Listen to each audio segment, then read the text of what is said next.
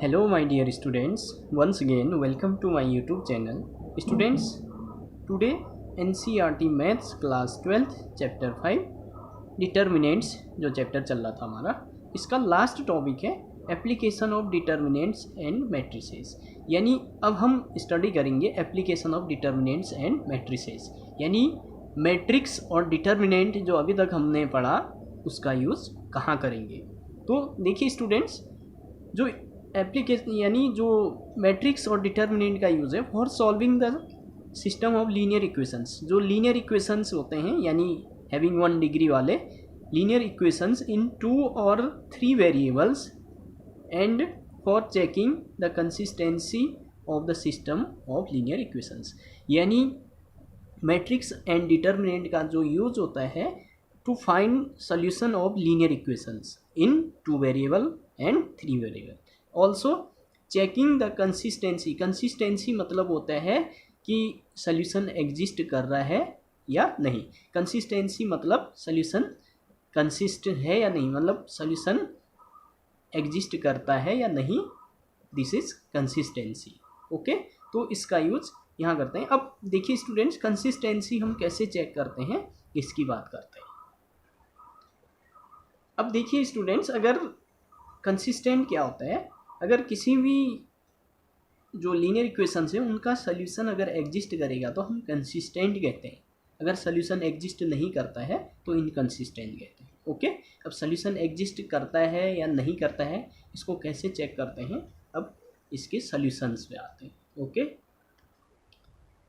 Now solution of system of linear equations using inverse of a matrix. यानी inverse का use करते हुए हम सिस्टम ऑफ लीनियर इक्वेशन, जो लीनियर इक्वेशंस होते हैं उनको कैसे सॉल्व करते हैं इसकी बात करते हैं। इसको कहते हैं मैट्रिक्स मेथड भी कहते हैं, यानी मैट्रिक्स का यूज़ करते हुए करेंगे। तो डियर स्टूडेंट्स देखिए, इन जनरल लीनियर इक्वेशन इस फॉर्म में a1x plus b1y plus c1z equal to d1, ये पहला इक्वेशन इस फॉर्म में दिया होता है। a2x plus b2y plus c2z equal to d2, ये दूसरा equation. a3x plus b3y plus c3z equal to d3, ये तीसरा इक्वेशन, जहाँ A B C and D जो हैं ये कॉन्स्टेंट्स होते हैं। देखिए स्टूडेंट्स, सबसे पहले हम क्या करते हैं, इनको लेट ए इक्वल टू एक मैट्रिक्स लिखते हैं। एक मैट्रिक्स लिखते हैं। मैट्रिक्स कैसे लिखते हैं, यहाँ देखिए फर्स्ट में एक्स के कोफिशिएंट आएंगे, यहाँ a1 a2 a3, a1 a2 a3। Okay, उसके बाद किसके कोफिशिएंट आएंगे, y के कोफिशिएंट b1 b2 b3।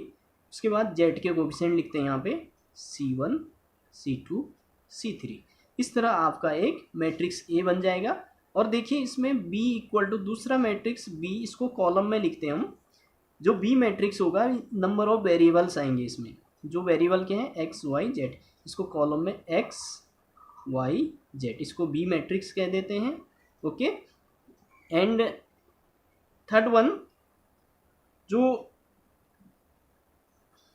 इसको एक्स मैट्रिक्स कहेंगे, एक मिस्टेक हो गया, इसको एक्स मैट्रिक्स कह दीजिए क्योंकि वेरिएबल वाला टर्म है तो वेरिएबल में कह देंगे इसको।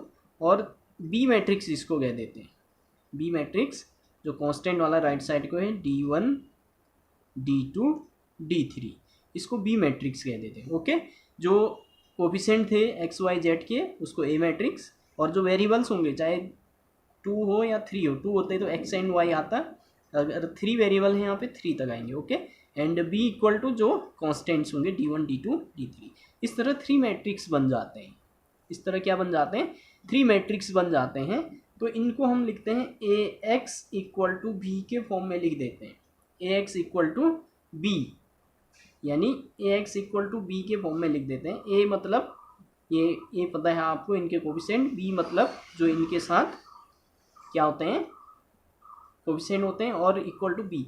अगर इनको मल्टीप्लाई करोगे तो एज इट इज़ यही इक्वेशंस आपको मिलेंगे। ओके, तो इनको ए एक्स इक्वल टू बी के फॉर्म में लिखते हैं।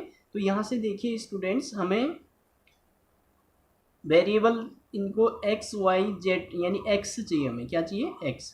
तो एक्स इक्वल टू यहाँ से ए को उधर भेजेंगे तो क्या हो जाएगा, इन्वर्स में चला जाएगा, ए इन्वर्स बी। यानी इस तरह हमारे वेरिएबल्स फाइंड होंगे। यानी हम इस तरह क्या करेंगे, ए इन्वर्स। अब ए इन्वर्स कैसे निकालेंगे, ए इन्वर्स निकालना आपको आता है पहले से ही।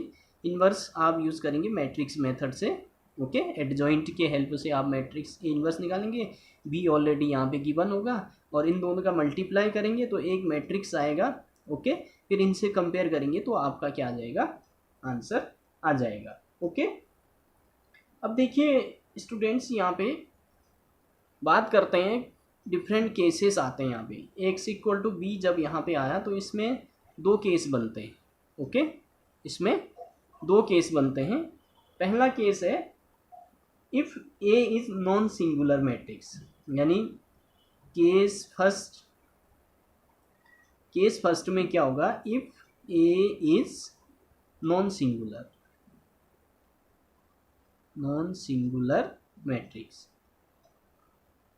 नॉन सिंगुलर क्या होता है, नॉन सिंगुलर मीन्स जब आप डिटर्मिनेंट की वैल्यू निकालते हैं नॉट इक्वल टू जीरो आता है। पहले भी आपको बताया गया है, नॉन सिंगुलर मैट्रिक्स मतलब डिटर्मिनेंट ए की वैल्यू जीरो के इक्वल नहीं आता है तो हम नॉन सिंगुलर मैट्रिक्स कहते हैं।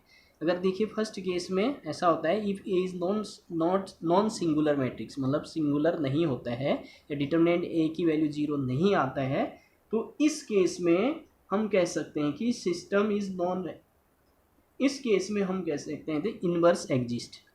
इसमें क्या होता है, इनवर्स इज एग्जिस्ट, तो इस केस में इनवर्स एग्जिस्ट करता है आपका, यानी जो मैट्रिक्स ए होगा उसका इनवर्स निकाल सकते हैं आप, इनवर्स क्या कर सकते हैं, फाइंड कर सकते हैं। ऐसे केस में इनवर्स एग्जिस्ट करता है। If determinant A is not equal to zero then its inverse exist, okay.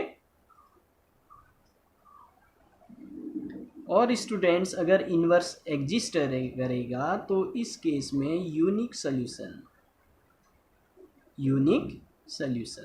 Class 10th में भी पढ़े थे आपने, यूनिक सोल्यूशन, ओके।